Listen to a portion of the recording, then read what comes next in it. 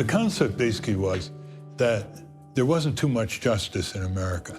Now that opened the door, and then we said, well, why don't we start a nonprofit supported by the class of 1958 to establish centers for law and justice all over the country. And I was at that 35th law school reunion where Ralph Nader and Rick Medali and others had arranged in an afternoon for those of us who were interested to meet and talk about the possibility of a new organization. It's good to have fun and games at the reunion, but maybe we should try to do something a little different. What are we going to do when our grandkids ask, well, what did you ever do useful in your life, Grandpa?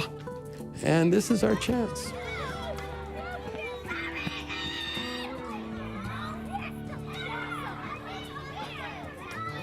I've never liked bullies. Ever since I was a little boy, I just couldn't stand big boys beating up little boys in the schoolyard. And I got almost a physical reaction against it. And when I became an adult, I saw that there were a lot of bullies. There were corporate bullies, there were government bullies, there were military bullies. And my orientation has always been to develop systems. Systemic reform involves trying to tackle an issue that involves a whole group of unrepresented people. The notion is that we could do something which was bigger and more lasting. To give the underserved the same kind of quality advice and planning and legislative help and lobbying that corporate America has. We would not limit ourselves to traditional litigation type things. We would look for large transactions affecting large numbers of people in a lasting way. I think it's pretty exciting that the founders were at a reunion at their law school, and instead of just drinking and partying with their friends and maybe hearing an interesting speaker, they said, what are we gonna do to have a lasting meaning? What Appleseed does so well is not just use lawyers' skills at investigating and writing and documenting problems, but then advocating for realistic, evidence-based solutions. There are some organizations that simply issue a report and they pat themselves on the back and say, what a good boy or good girl am I. I like to say Appleseed doesn't throw a stink bomb and run. We then roll up our sleeves after step one and make sure that we're accomplishing what we need to by advocating for the change that we want to see. I'm a business person. I don't like white papers. I don't want to study something, come up with a white paper and publish it, and that's it. I want to see something done. One of the things that's great about Appleseed is its focus on practical, achievable solutions. Being able to not only scope out a problem and do the research and figure out what the problem is and how it might be addressed, but also try to come up with solutions that can be achieved quickly and effectively in real time. We can't boil the ocean. We can't solve a problem like poverty. But what Appleseed can do, and what Appleseed has done, is to break down a problem like poverty into parts that can be solved. We aren't looking to help just one individual address their individual situation. We're going after, the whole enchilada. We're going after systemic change, changing something that's impacting large groups of people. And that feels really good at the end of the day when you can say 10,000 people are now in a better situation because of what we were able to do. That's gratifying and inspiring, and what keeps you going at the end of the day. Out of a small luncheon of classmates of 1958, we have now a national organization of Appleseed with 17 affiliated centers for law and justice.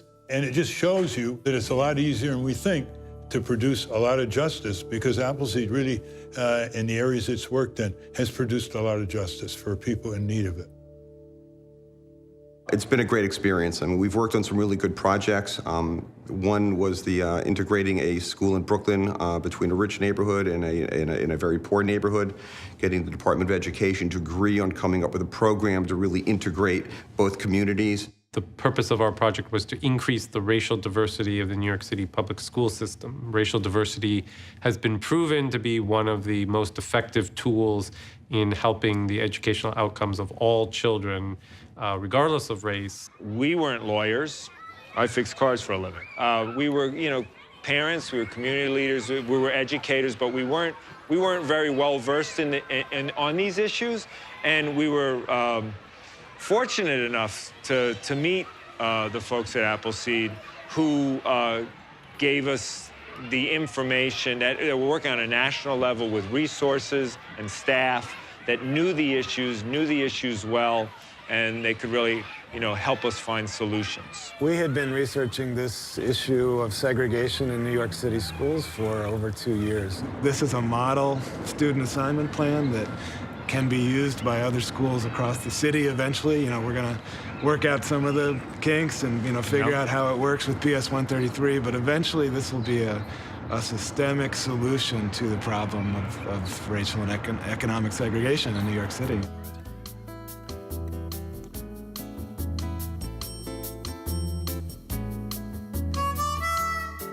And so back in 1996, we created Nebraska Appleseed, and we're still here today. We were one of the first Appleseeds, really, to get out of the box. So in Nebraska every year, there are about 300 or so former foster youth who age out of the system. And for a lot of those kids, statistically speaking, the outcomes are pretty grim.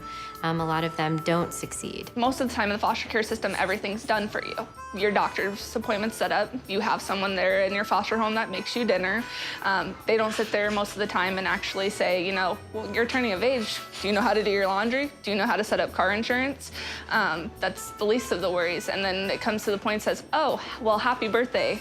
You're out of the system now. We aren't receiving any funding to assist anymore, so we're gonna have to let you go ahead and move out on your own. The legislation that we've worked on, LB 216, would provide those supports, help with housing, help with education, help with access to health care. The bill would ensure that every child has someone in their corner fighting for them and helping them get those resources just like any other parent would do for their child. You start scoring minor little victories.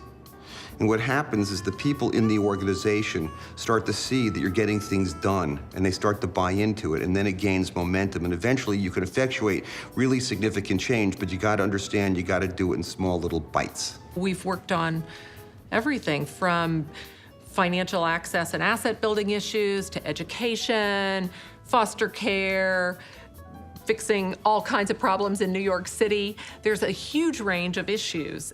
Well, Appleseed showed me, for a lot of people, what is my rights, what I had to do. We had to fight hand to hand, everybody together. It renews faith that there are people and organizations out there that are willing to go out on a limb and help you. They're a lifeline. For anybody that needs them, they are a lifeline. I think they've also been fortunate in the quality of the people they've been able to attract to the board. And I think that also tends to attract a strong staff. So all of that, I think, drives an organization. I think we have big shoes to fill. I mean, I think that the class of '58 of Harvard has been phenomenally successful in a variety of different areas of the law. From zero to where they got us now was such a big achievement for them that it's certainly a hope that we'll be able to move it forward. In Mexico, the impact that the pro bono can make in our society is huge. And I think that the lawyers can give us the framework and how, as a society, we should do better and improve our ways to deal with all these problems. I think it gives you more hope because you realize that through this model you can really leverage talent and really accomplish a great deal more than you might otherwise think. Law school is not a place where people are naturally that friendly. But boy, since then, it's been 20 years of wonderful, wonderful relationships. For sure. Charity is soup kitchens to feed hungry people. Very important. But it doesn't solve the problem long-term of hunger. Justice asks, why can't people have good-paying jobs, living wage, so they don't have to go hungry and go to soup kitchens? There's a satisfaction that they thought they'd find in law school, but probably didn't, thought they'd find in practice, and probably didn't, but can find through an organization such as Appleseed. Yes, that you can, working together, you can make a difference. And it's a matter of great satisfaction.